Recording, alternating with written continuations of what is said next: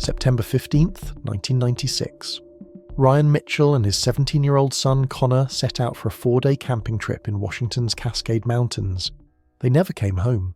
15 years later, during routine forest maintenance, workers unearthed something that would finally reveal the truth, and the voice recorder that had been capturing everything. The burgundy Ford Explorer wound its way up the narrow mountain road, tires crunching on gravel as Ryan Mitchell navigated the increasingly rough terrain.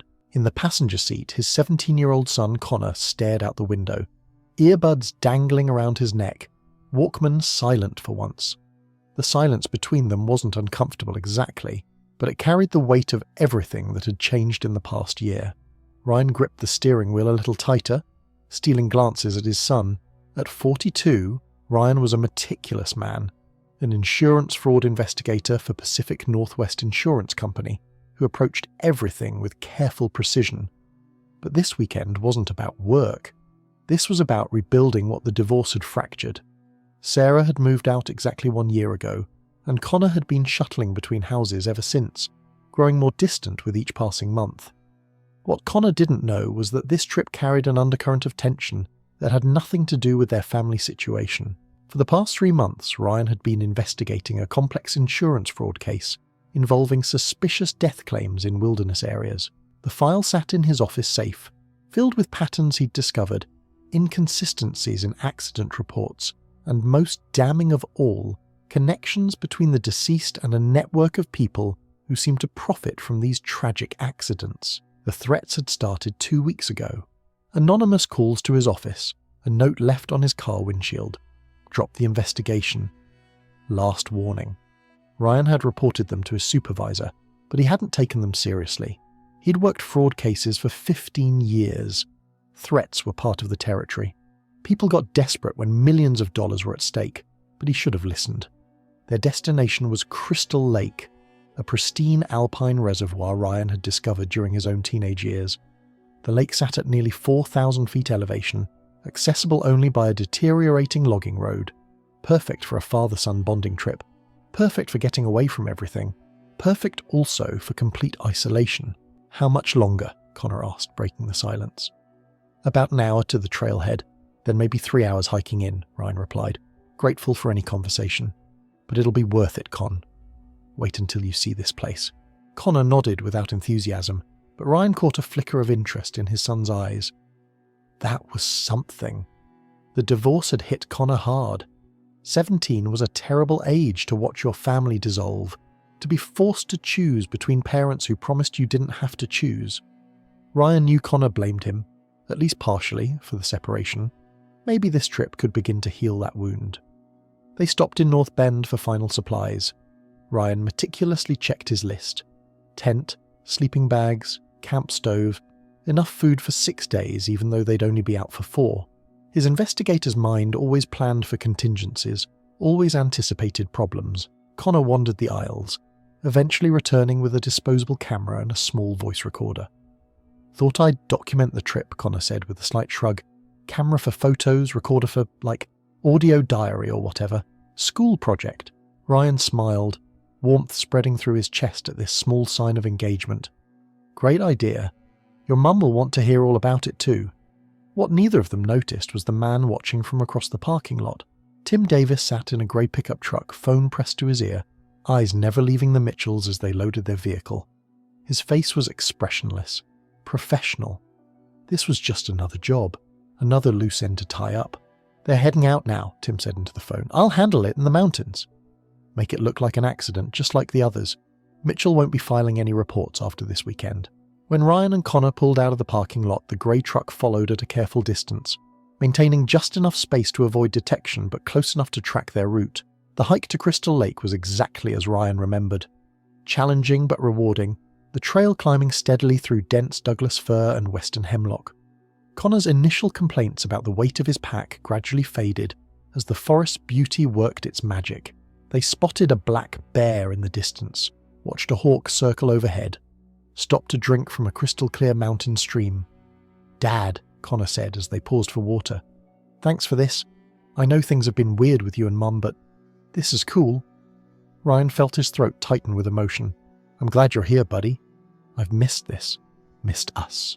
When they finally crested the ridge and Crystal Lake spread out before them like a mirror reflecting the sky, even Connor couldn't hide his awe. "Okay, this is pretty cool," he admitted, and Ryan heard the forgiveness beginning in his son's voice. This trip was working. They were finding their way back to each other. They set up camp on a small peninsula jutting into the lake, exactly where Ryan had camped with his own father 25 years earlier. The familiarity was comforting, a sense of continuity and tradition that felt important somehow. Father teaching son, passing down not just skills but memories, connections that transcended the complications of divorce and teenage resentment. That first night was perfect.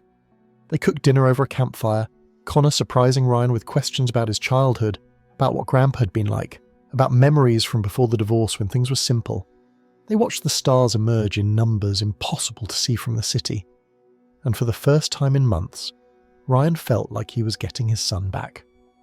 "I'm sorry about everything," Ryan said quietly as they sat by the dying fire. "About the divorce, about how hard this year has been." Connor was quiet for a moment. "It's not all your fault, Dad. I know that. I miss how things used to be." "Me too, buddy. Me too." The second day dawned clear and cold, frost sparkling on their tent. They spent the morning fishing, Connor's excitement building with each catch. Ryan taught him how to clean the fish, how to cook them over the fire. Simple skills, but the pride in Connor's eyes when he successfully prepared his own lunch was worth more than any expensive gift Ryan could have bought him. "Think I could do this on my own someday?" Connor asked.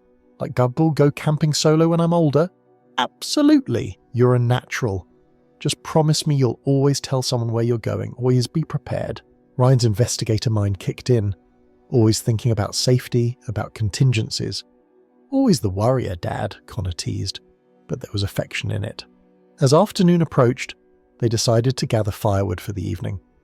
The forest near their camp had been picked clean by previous campers, so they ventured a bit farther out, splitting up to cover more ground but staying within shouting distance. Connor headed west toward a stand of dead trees, Ryan east along a dry creek bed. Ryan was dragging a dead branch back toward camp when he saw the man. He appeared suddenly, stepping out from behind a large cedar tree, as if he'd been waiting there, waiting specifically for Ryan.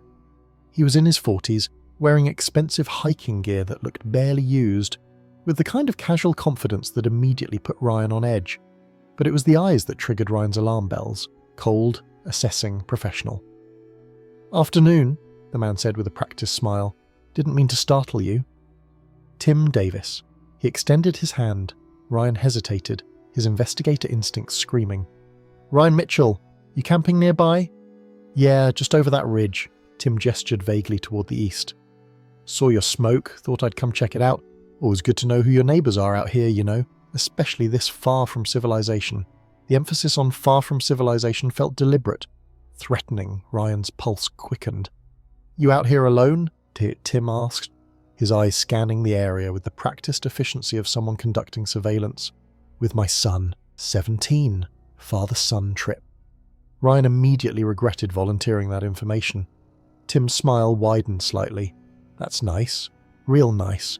Building memories that'll last a lifetime." A pause. "How old's your boy?" Ryan had already said 17, but he answered again anyway, his mind racing. 17, senior in high school. "Must be proud, smart kid, I bet. Takes after his dad." Tim's tone remained conversational, but every question felt like a probe, gathering intelligence. "What do you do for work, if you don't mind me asking?" There it was, the question Ryan had been dreading. "Insurance," he said carefully, watching Tim's reaction. "Claims investigation." Tim's smile didn't falter, but something flickered in his eyes. Recognition, calculation, decision. "No kidding. That's interesting work. Lots of paperwork? Files to keep track of?" Ryan's blood ran cold. This wasn't coincidence. This couldn't be coincidence. "Some," he replied, trying to keep his voice steady. "Must see a lot of claims out here in the wilderness. Accidents, people getting hurt, dying even." Tim's tone remained conversational, almost friendly, but his body language had shifted. He was coiled now, ready. Tragic stuff. Families destroyed. All those insurance payouts. Ryan took a step backward. "Occasionally. Working on anything interesting right now, Dilmo? Any big cases?" Tim's eyes were locked on Ryan's now. No pretense of casual conversation remaining.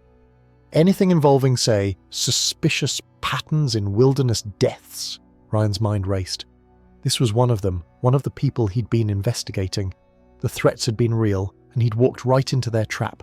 Him and Connor miles from help, completely isolated. Listen, Tim, I should get back to my son. Nice meeting you. Ryan turned to leave, adrenaline flooding his system. Ryan Mitchell, Pacific Northwest Insurance Company, office on 5th Avenue in Seattle. Working on the wilderness death file, aren't you? Tim's voice was harder now, the friendly facade dropped completely. The one with all those suspicious payouts? The one that's going to send a lot of people to prison if it ever sees the inside of a courtroom? Ryan froze, every instinct screaming danger. He dropped the firewood and broke into a run. "This is your last chance, Mitchell," Tim called after him, his voice carrying clearly through the forest. "Drop the investing run, close the file. This is the last warning you're going to get." Ryan ran like he'd never run before. Branches whipped at his face, roots tried to trip him. His heart pounded so hard he thought it might burst. He had to get to Connor, had to get them both out of here. This was real. The threats were real. They were in mortal danger. "Connor!" he screamed as he crashed through the undergrowth. "Connor! Run! We're in danger! We have to go! Now!" Connor heard his father's panicked voice and his blood turned to ice. He'd been gathering wood, thinking about the fish he'd caught that morning, about how maybe things with his dad were going to be okay after all. Now terror gripped him. Without thinking, operating purely on instinct, he fumbled in his backpack and found his small voice recorder. His hands shook violently as he pressed record and quickly stuffed it deep into his jacket's inner pocket, where it would be hidden but could still pick up audio. He needed his hands free to run or hide. Then he heard the other voice, calm, cold, absolutely certain. "Come out, Connor! Come out now, or your father dies. I have a gun pointed at his head. You have 5 seconds. 5. 4. Connor's hands trembled. He wanted to hide, to run, to wake up from this nightmare, but the voice was cold and absolute. This wasn't a bluff. This was a man who killed people. 3. 2. "Wait," Connor shouted, his voice cracking. "Wait! I'm coming out." He stepped out from behind the tree where he'd been gathering wood, hands raised.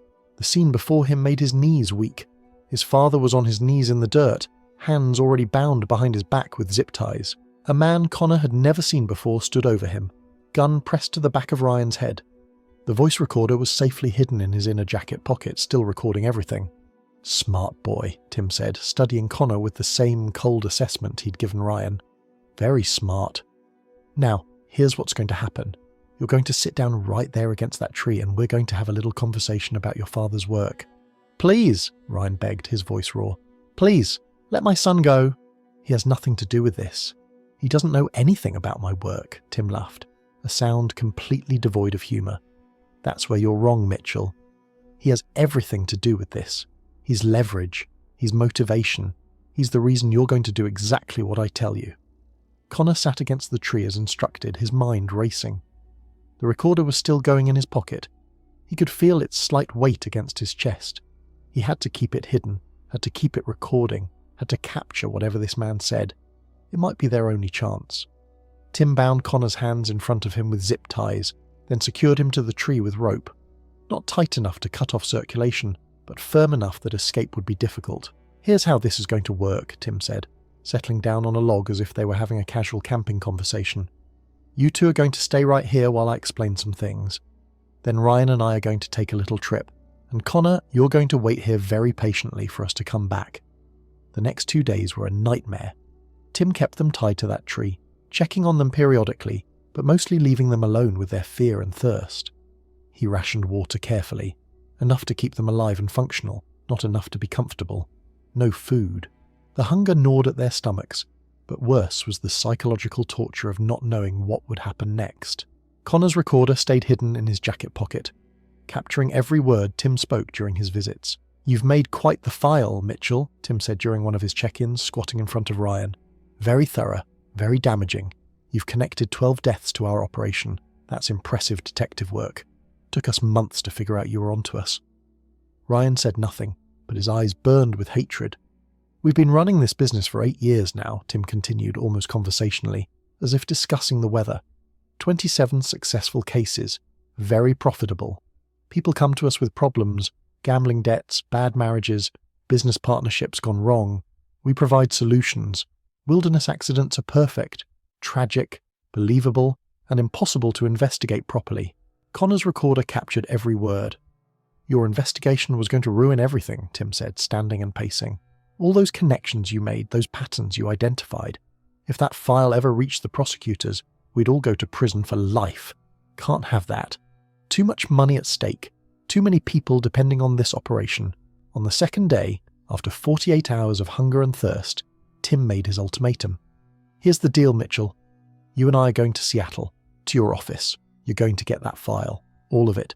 Paper copies, digital files, backups, everything. And you're going to destroy it. Every last page, every last byte of data. And if I don't? Ryan's voice was hoarse from thirst.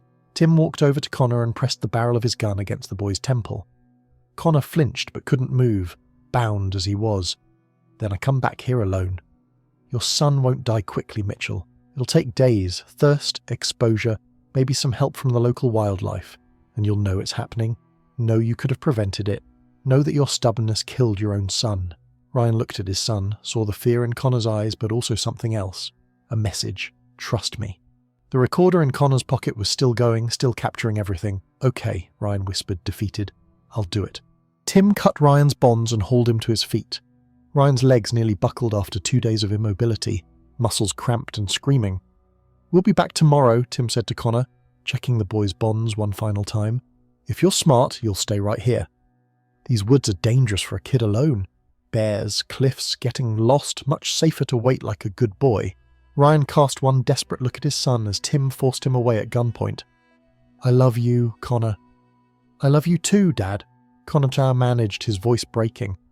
Then they were gone, and Connor was alone with the forest sounds and the recorder still capturing the silence of his terror.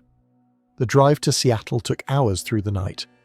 Tim kept the gun visible, kept Ryan compliant with occasional reminders about what would happen to Connor if he tried anything. Your investigation really was good, Boo. It was good, Tim said as they drove through darkness. You found patterns nobody else saw, connected deaths across 3 states, identified the financial beneficiaries, even started tracking some of my associates. A few more weeks and you might have had enough for arrests. Had to act fast. At Ryan's office, well after midnight when the building was empty, Tim watched as Ryan retrieved the file from his safe. Months of work. Evidence that could bring down an entire criminal network. Digital files too, Tim reminded him, pressing the gun to Ryan's back. Every backup, every email, every note on your computer. Ryan sat at his computer, hands shaking. This was everything. If he deleted this, these people would continue killing. More families destroyed, more murders disguised as accidents. But Connor was tied to a tree in the wilderness, alone and terrified. I need you to understand something, Tim said, pressing the gun harder against Ryan's skull. I'm going to watch you delete every file. Then I'm going to watch you shred every paper. And if I even suspect you've kept a copy somewhere, hidden something, left any trace of this investigation, your son dies screaming. Are we clear? Yes, Ryan whispered. He deleted the digital files, watching months of work disappear, emptied the trash, ran a military-grade shredding program that overwrote the data multiple times. Then he fed every page of the paper files through the shredder, watching his investigation become confetti. Good, Tim said when it was done. See how easy that was? Now let's get back to your boy. The drive back was silent. Tim seemed relaxed, humming occasionally, like a man who'd successfully completed a difficult job. Ryan sat in numb despair, having just destroyed the only evidence that could bring these killers to justice. They reached the trailhead as dawn broke. But instead of heading toward the camp where Connor waited, Tim forced Ryan in a different direction at gunpoint. Where are we going, Vriek? Ryan asked, dread building in his chest. Change of plans, Tim said. Can't have you two together. Too much risk you might find your way out, might tell someone what happened here. Can't have that. He forced Ryan deep into the forest, to a location miles from their camp, miles from Connor. Then he pulled out zip ties. Your son is fine. He's exactly where we left him. But you'll never find him. These mountains are huge, Mitchell. Hundreds of square miles. You could search for weeks and never stumble on the right spot. You said if I cooperated. I said I wouldn't kill him myself. And I won't. But I can't have you two together. I can't risk you finding your way out. So you're going here, he's staying there, and nature takes its course. When they find your bodies, if they find them, it'll be a tragic story. Father and son somehow got separated, died trying to find each other. Happens all the time, very believable. Tim zip-tied Ryan's hands to a tree, tight enough to hold but loose enough that he'd eventually work free. Should take you most of the day to get loose. By then you'll be so disoriented you won't know north from south. And Connor will be miles away in the opposite direction, also trying to survive. Maybe one of you makes it. Probably neither. Either way, my problem is solved. Tim leaned close, his breath hot on Ryan's face. This is what happens when you don't listen to warnings, Mitchell. When you stick your nose where it doesn't belong, you don't just lose your career.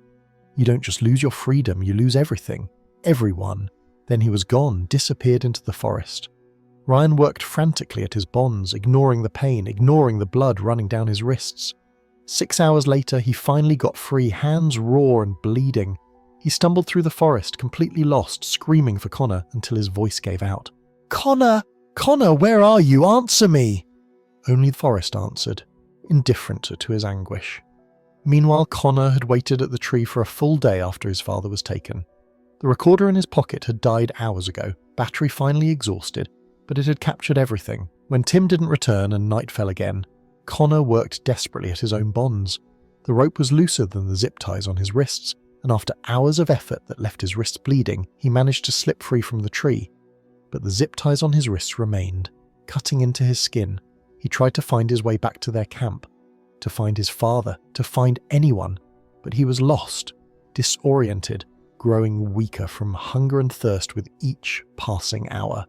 The voice recorder remained in his inner jacket pocket, sealed and protected, waiting. Connor died 5 days later beside a mountain stream too weak to continue. His last thoughts were of his father, of his mother, of the camping trip that was supposed to heal their family. The recorder stayed with him, silent guardian of the truth. They found Ryan's body a week after that. He'd wandered in circles for days, calling Connor's name until he couldn't speak anymore, before finally collapsing from exhaustion and dehydration. The separation, the desperate search for each other, the tragic ending, it all looked exactly like Tim had planned. A camping accident. Father and son somehow separated, died trying to reunite. Back in Seattle, Sarah Mitchell's world collapsed in stages, each day bringing new depths of despair she hadn't known existed. The first week was frantic action, organising searches, making calls, pleading with authorities. The second week brought the first whispers of accident and lost. By the third week, she stopped sleeping entirely. She would drive to the mountains every morning before dawn, spending 12, 14, 16 hours searching. Her friends formed a rotation, making sure someone was always with her, but nothing could penetrate the wall of her grief and determination. She stopped eating properly, surviving on protein bars and coffee. Her hair turned grey within months.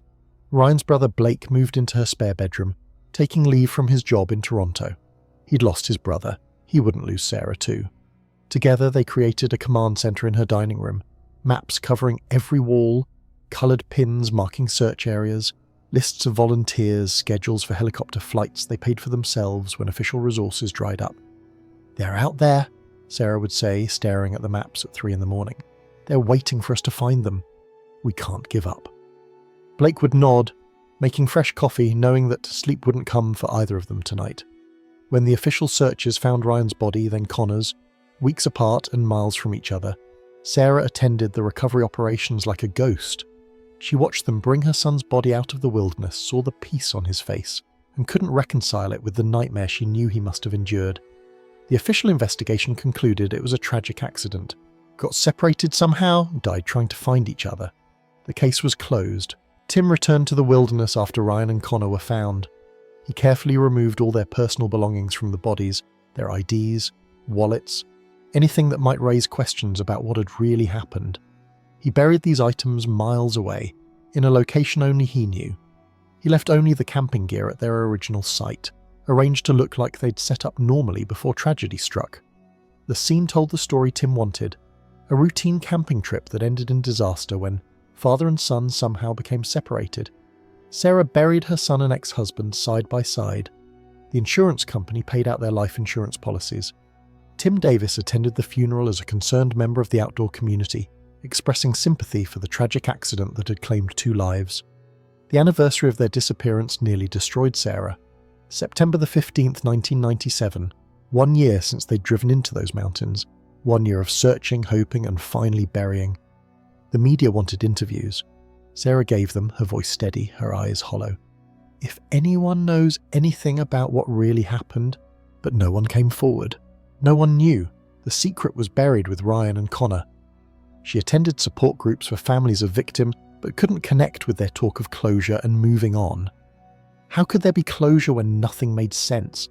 How could she move on when every instinct screamed that something was wrong about the official story? Year 2 brought a different kind of pain. The searches became solitary vigils. Most supporters had returned to their lives. Even Blake had to return to work, though he came back every weekend. Sarah walked the mountains alone, talking to Ryan and Connor. "I saw a hawk today, Con. You would have loved it. I'm still here, baby. I'm still looking for answers."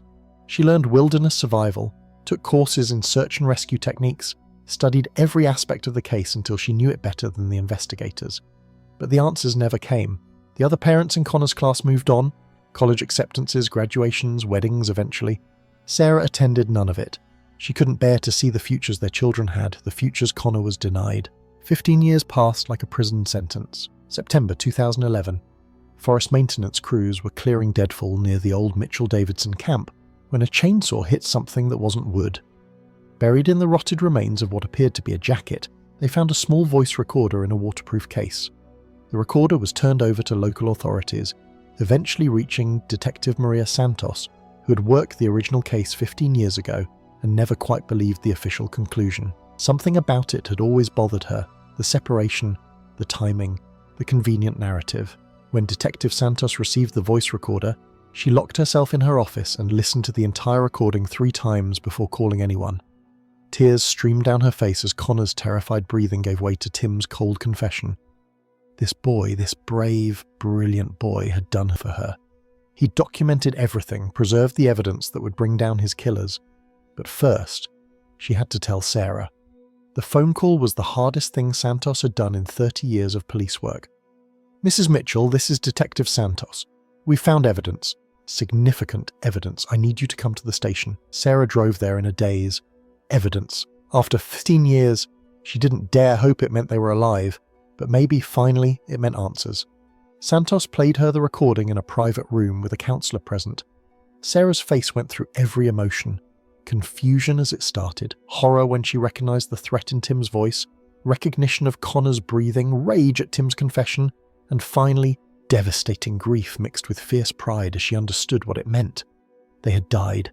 They had been murdered. But Connor had fought back in the most extraordinary way imaginable. "He saved the recording," Sarah whispered, clutching the small device like it was Connor himself. "He knew he might die, but he made sure the truth survived." "Your son was remarkably brave," Santos said, her own voice thick with emotion. "And because of him, we're going to get justice. I promise you that." The investigation moved with unprecedented speed. Tim Davis's phone records from September 1996 placed him in the area at the exact time of the disappearances. His bank records showed unusual cash deposits in the days following. When they searched his property with a warrant, they found what they were looking for: Ryan's and Connor's personal belongings buried in his backyard. Driver's licenses, credit cards, Connor's school ID, Ryan's wedding ring. He'd kept them as trophies, never imagining they'd become evidence 15 years later. The search of Tim's computer revealed encrypted files with client names, payment schedules, and locations of previous jobs. The network was vast. Lawyers who referred clients, doctors who falsified death certificates, park rangers who misdirected searches, insurance adjusters who fast-tracked fraudulent claims. Each arrest led to more arrests. The conspiracy had tentacles reaching into law enforcement, medical facilities, and financial institutions across 3 states. But Connor's voice recorder was the keystone. Without it, the case would have been circumstantial at best. With it, conviction was absolutely certain. The trial lasted 4 months, but the outcome was never in doubt. The prosecution built their case around Connor's recording, playing it for the jury in its entirety. Grown men and women wept openly as they heard a 17-year-old boy's terrified breathing, then his courage as he documented his own potential murder. The prosecution also brought in families of other victims, 39 in total, each one representing a life stolen, a family destroyed by Tim's operation. Margaret Chen's daughter testified about losing both parents in what she'd been told was a hiking accident in 1994. The recording revealed they'd been murdered for insurance money to cover her father's gambling debts. She was 8 when they died. Now 23, she looked at Tim Davis with eyes that held 15 years of stolen childhood.